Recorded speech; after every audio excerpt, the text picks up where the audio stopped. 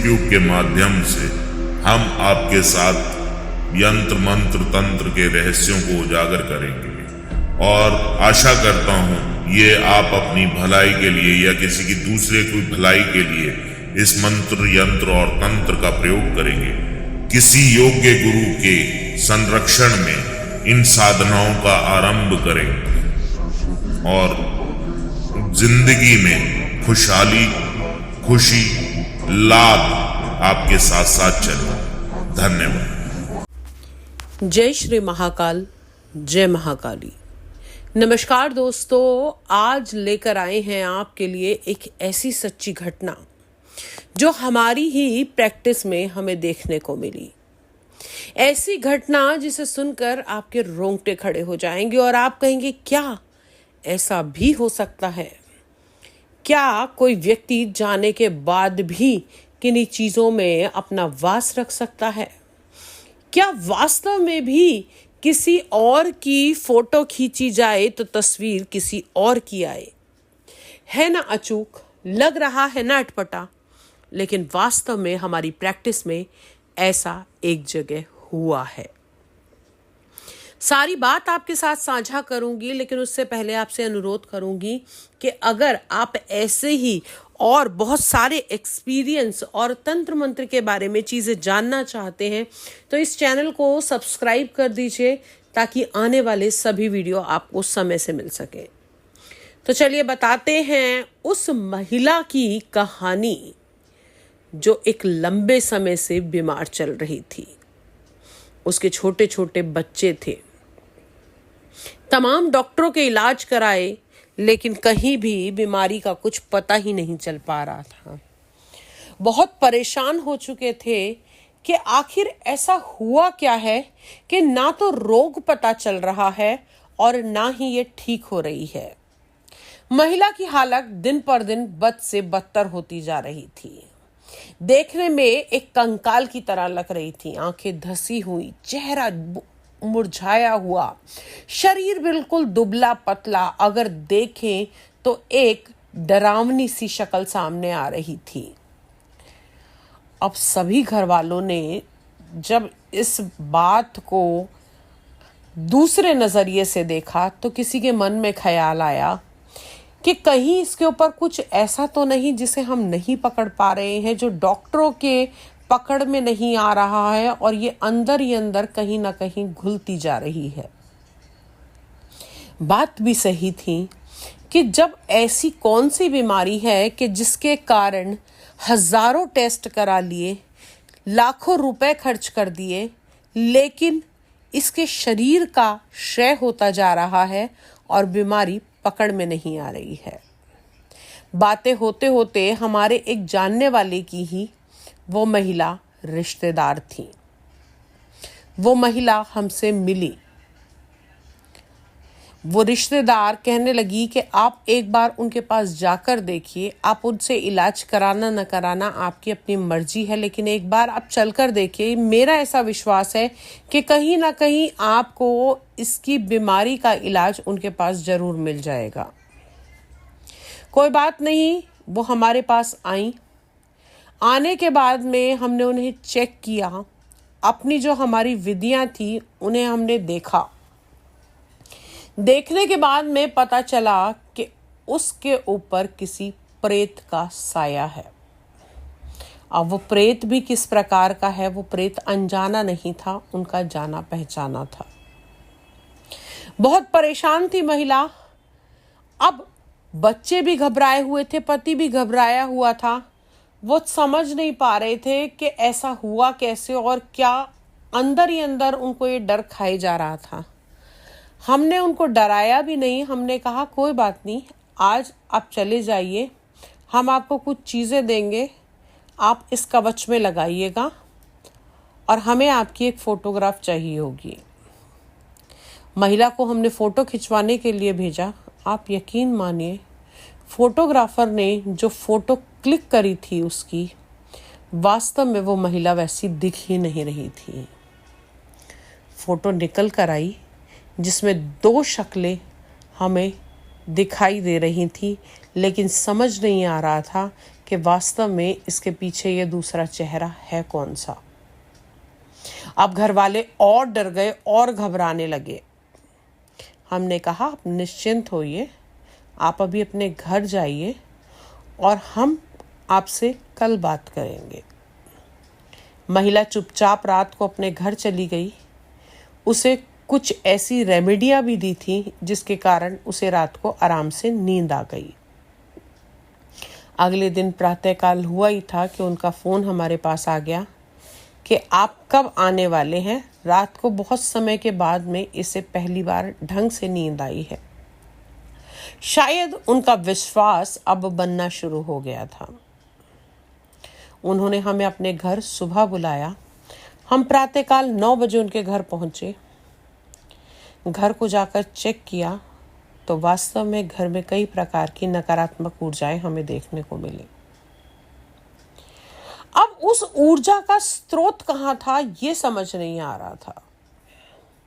बहुत परेशान थे, उनसे बात कर रहे थे, कड़ी से कड़ी जुड़ नहीं रही थी। शायद वो एनर्जी, वो ऊर्जा ही हमें चकमा दे रही थी और अपने तक नहीं पहुंचने दे रही थी। कोई बात नहीं, हमने भी ध्यान लगाया, बैठे, वास्तु की कुछ क्रियाएं की, कुछ तंत्र की क्रियाएं करी और उनसे पूछा कि आपकी अलमारी में जितना भी सामान है आप उसे निकालिए। वो परेशान थी कि आखिर ऐसा क्या हुआ। हमने उनसे कहा कि आपके पास कोई ना कोई ऐसी चीज़ है जिसके कारण ये प्रेतात्मा आपसे जुड़ी हुई है। अब घर का धीरे धीरे करके सारा सामान निकाल दिया गया। सभी चीज़ों को चेक किया गया, उनकी अलमारी की, यहाँ तक कि बेड भी चेक किया गया। चीज़ कहीं मिल ही नहीं रही थी। सुबह के 9 बजे से अब बज चुके थे दोपहर के 2। परेशान थे, हताश थे। कहीं ना कहीं वो घबराने लगी। उनको ये लगने लगा कि शायद मेरे घर से ये चीज़ें नहीं जाएंगी। नन्हे नन्हे बच्चे हमें देख रहे थे कि आखिर घर के अंदर हो क्या रहा है। पति बहुत घबराया हुआ था, सकपकाया हुआ सा। एक आम इंसान से अगर आप बात कीजिए कि आपके घर में प्रेत है तो उस व्यक्ति को वैसे ही नींद नहीं आएगी। दूसरी चीज़, पढ़े लिखे लोग इन सब बातों को ना मानने वाले। लेकिन जब पहले दिन उन्होंने जो वो करिश्मा देखा कि उनके चेहरे की कुछ और ही तस्वीरें आ रही हैं और रात को उनको नींद भी सही तरीके से आई, तो उनका विश्वास थोड़ा सा बन गया था। अब बज चुके थे ढूंढते ढूंढते शाम के 3:30। घर पूरा उलट पलट हो चुका था।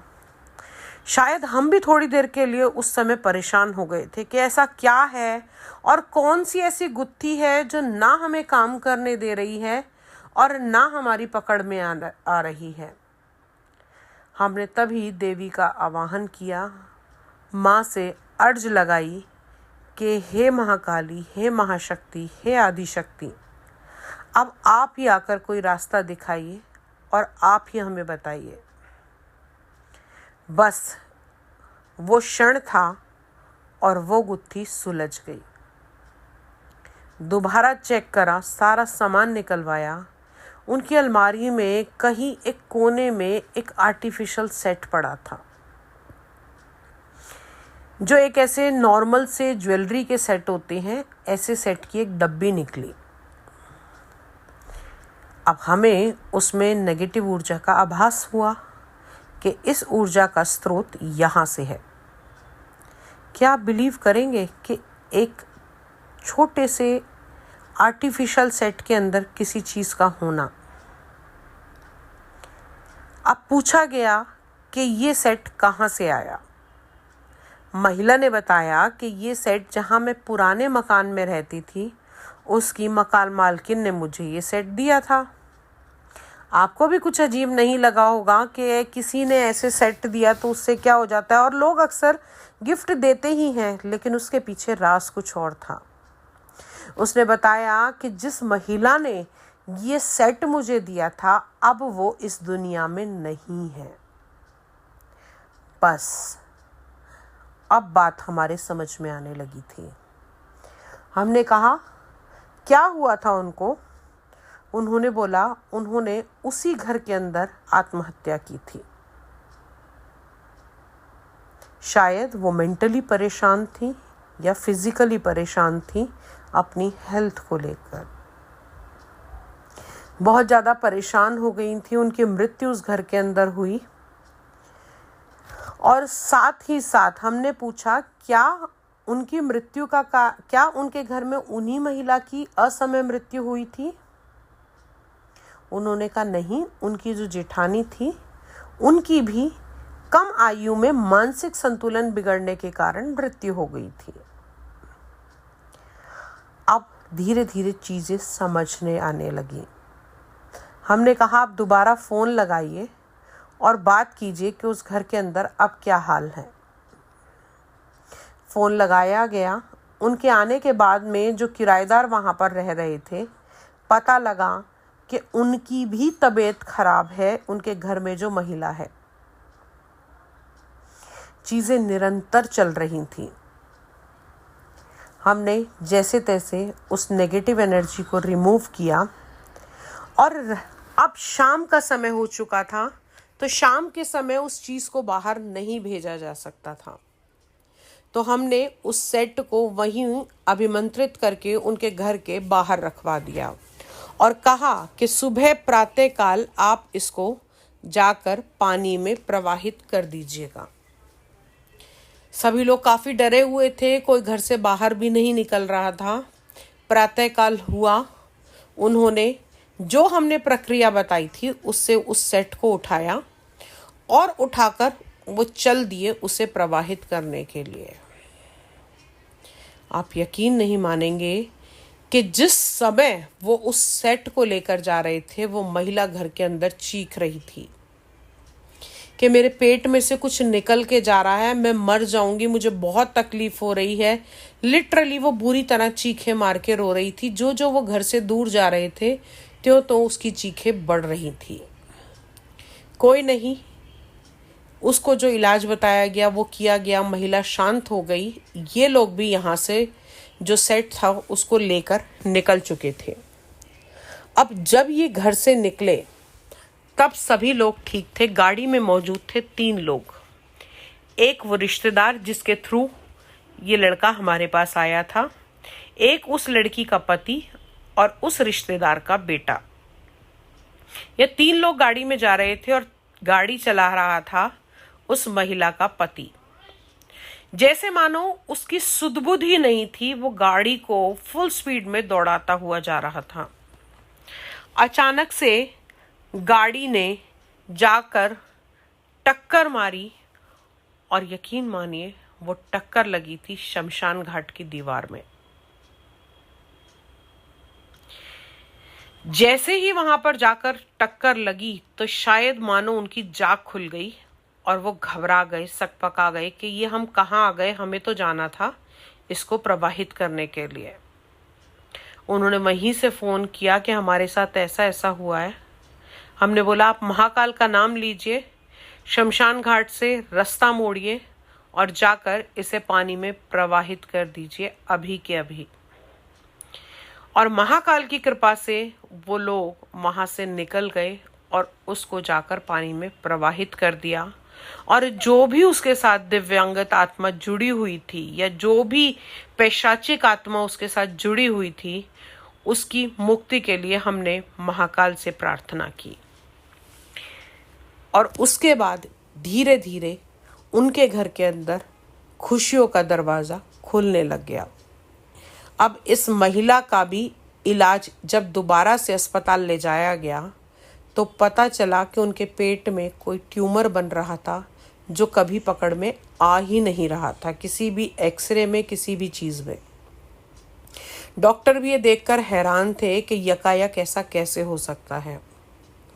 महिला का इलाज कराया गया, महिला बिल्कुल तंदुरुस्त हो गई और जो भी परेशानी उनके घर में थी वो ख़त्म हो गई। धीरे धीरे महाकाली की कृपा से उनके घर में सब कुछ खुशहाली से भर गया और जैसा पहले था ये सब होने के सब कुछ वैसा ही वापस से हो गया।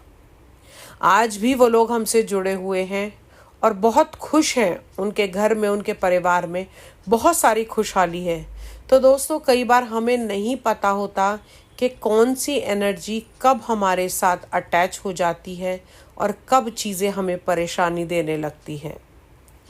हो सकता है कि कुछ आत्माएं ऐसी होती हैं जिनकी गति नहीं हो पाती, जो वो गति के कारण भी कई बार ऐसी जगह पहुंच जाती हैं जहां से उन्हें सद्गति मिल सकती है। तो आज के वीडियो में इतना ही। फिर से एक सच्ची घटना आपके पास लेकर आऊँगी। तब तक के लिए जय श्री महाकाल, जय महाकाली। और दोस्तों, अगर आपके पास भी कोई ऐसी सच्ची घटना है जो आप हमारे साथ साझा करना चाहते हैं, तो आप हमें वो घटना हमारे ईमेल आईडी पे भेज सकते हैं। जय माता दी, जय श्री महाकाल, जय महाकाली।